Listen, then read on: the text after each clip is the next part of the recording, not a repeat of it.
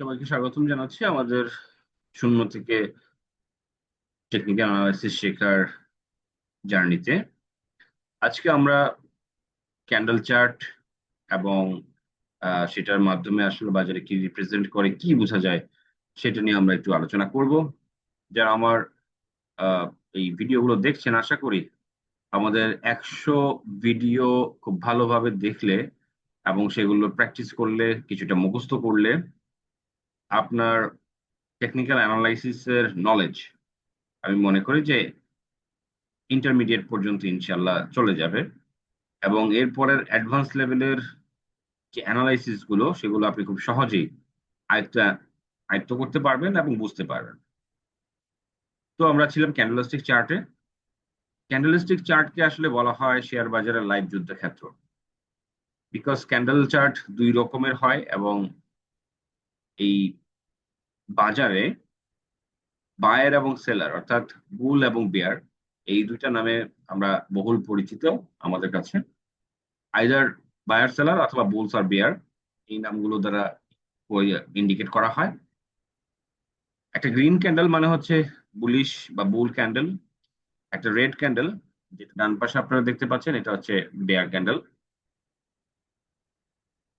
একটা green candle মানে হচ্ছে প্রাইস বেড়েছে, অর্থাৎ বায়াররা খুব বেশি স্ট্রং ছিল, ডিমান্ড খুব বেশি ছিল।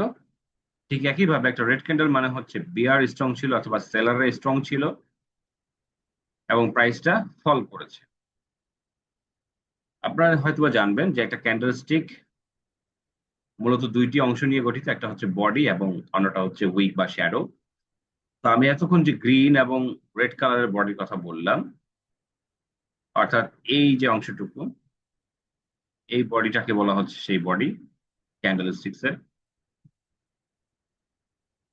রেড হোক অথবা গ্রিন হোক। আর এই পাশে যে চিকন স্টিকের মতো দেখতে পাচ্ছেন, এইটাকে বলে লেগ। তাহলে একটা ক্যান্ডেলের দুইটা পার্ট আছে, একটা হচ্ছে বডি আর একটা হচ্ছে লেগ অথবা উইক অথবা শ্যাডো বলে।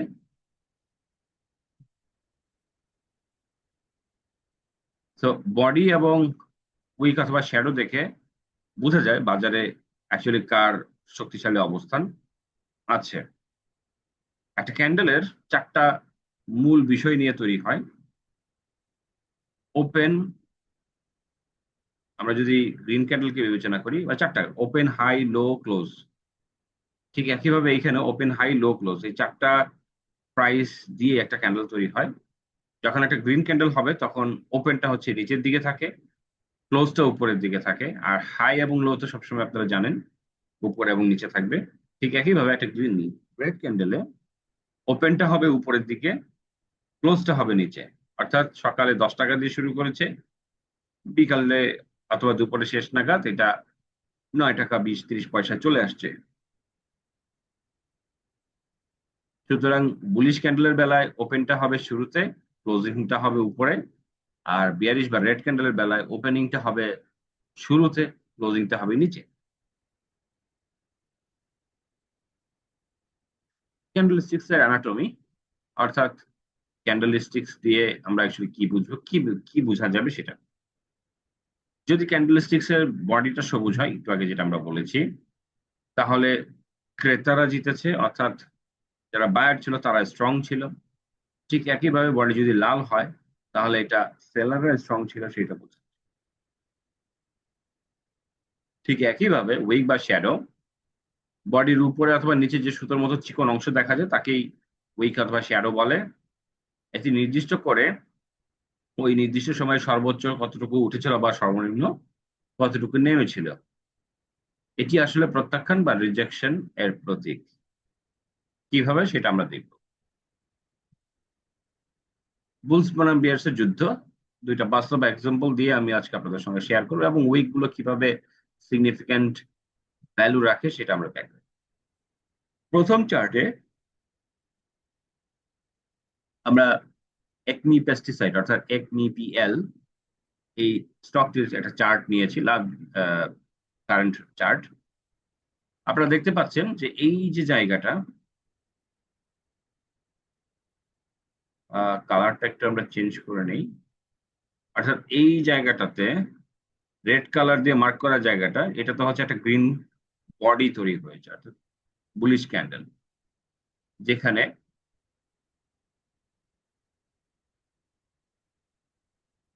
সকালের দিকে অর্থাৎ স্টার্টিং এ 17 টাকায় এই যে এই জায়গাটাতে আম, এই জায়গাটা 17 টাকায় ওপেন হলে এইখানে 17 টাকা হলো, এবং দিন শেষে 18 টাকা 90 পর্যন্ত ওঠে, অর্থাৎ এই যে উইক পর্যন্ত। আর 18.50 টাকায় ক্লোজ হয়, অর্থাৎ এই বডি পর্যন্ত। তাহলে 17 টাকায় ওপেন হলো, 18.50-এ ক্লোজ হলো, এই যে যে বডিটা তৈরি করেছেন একটা বুলিশ ক্যান্ডেল। অর্থাৎ এই জায়গাটাতে বায়াররা খুব স্ট্রং ছিল এবং তারা পুরোটা সময় বাজার তাদের দখলে ছিল, অর্থাৎ একমি পেস্টিসাইডের ট্রেডিংটা তাদের দখলে ছিল। এবার আমরা একটা নেগেটিভ ক্যান্ডেল দেখবো, যেটাকে বলে শুটিং স্টার।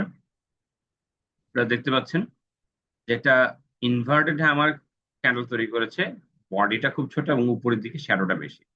এই উপরের দিকে শ্যাডো বেশি থাকার কারণেই আমরা বলেছিলাম যে এটা একটা প্রাইস রিজেকশন, অর্থাৎ প্রাইস বাড়ছিল, সেইটা একটা পর্যায়ে ইনভার্টেড হ্যামার আসছে, উপরের দিকে উইকটা বেশি, এর মানে হচ্ছে প্রাইস রিজেকশন, মানে এই আপাতত বড় কোনো প্রাইসিং করবে না। আমরা উদাহরণ হিসেবে বিভিএস কেবল স্টকটি এক্সাম্পল হিসেবে নিয়েছি। তো আমরা এখানে দেখতে পাচ্ছি যে বিবিএস কেবলের শেয়ার 24 টাকা 80 থেকে লাফিয়ে 27 টাকায় উঠে যায়, অর্থাৎ এই জায়গাটাতে। সাধারণ রিটেল ইনভেস্টররা কি করবে? দাম আকাশ ছুঁয়ে যাবে, এইভাবে তারা তাড়াহুড়ো করে 27 টাকায় কেনা শুরু করলো। ঠিক তখনই বড় মেকাররা বা মার্কেট মেকাররা খুব বেশি ডিমান্ড আছে দেখতে পেয়ে তারা সেল শুরু করলো, যার কারণে এই বডিটা প্রথমে এই উপরের দিকেই ছিল, তাদের সেলের প্রেশারের কারণে বডিটা নামতে নামতে নিচের দিকে চলে আসছে এবং উইকটা উপরের দিকে বড় হয়ে গেছে। এই ধরনের সিচুয়েশন গুলোতে প্রাইস রিজেকশন হয়, অর্থাৎ যে বুল রানটা কন্টিনিউ করছিল সেইটা কিছুটা কারেকশন বা স্তীমিত হয়ে যায়।